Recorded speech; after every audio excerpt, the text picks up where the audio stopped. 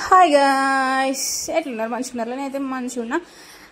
మా ఇంట్లో ఏదైనా ప్రతి ఒక్కరికి పంచుకొనే తింటాం. నీకొకటి నాకొకటి, నీకు రెండు నాకు రెండు అనే విధంగానే ఉంటుంది మా పద్ధతి మొత్తం. ఏదైనా ప్రతి ఒక్కరికి సమానంగా రావాలి, ఒకటి తక్కువ రావద్దు, ఒకటి ఎక్కువ రావద్దు. ప్రతి ఒక్కటి తిండి విషయంలో అయితే బరాబర్ రావాల్సిందే, జోకినట్టే ఉంటుంది మొత్తం. ఇంకా మేమైతే ఫుల్గా దీనిపై సంతకైతే వెళ్ళిపోయినామన్నమాట.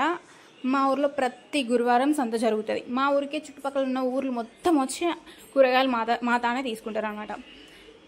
సంతలోకి అయితే ఎంటర్ అయ్యంగానే ఎక్కడైతే ఏం కొనలేదు.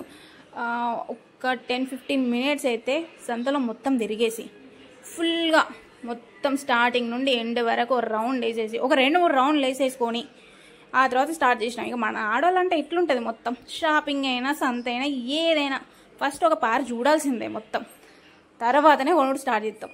అది ఏదైనా పర్లేదు. మా ఆడొద్దాం గట్టినట్టు కనిపించే ఇద్దరు మా వాళ్ళే వాళ్ళిద్దరు మనోళ్ళే. ఓకే, ఇంకా ఫైనల్గా మనకి ఎక్కడైతే అగ్గు అనిపిస్తుందో అక్కడే తీసుకుంటాం.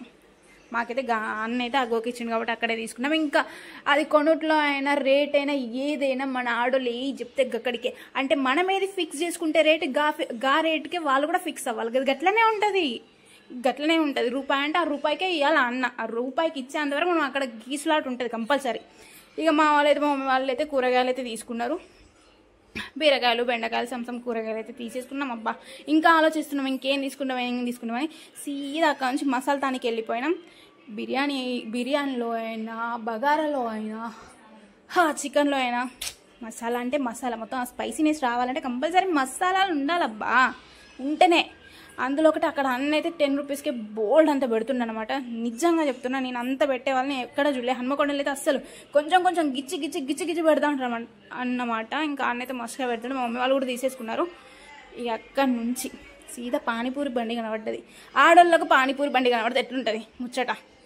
అంతే ఇంకా సంగతులు మొత్తం 30 రూపీస్ 50 రూపీస్ లోపలికి ఓన్ది.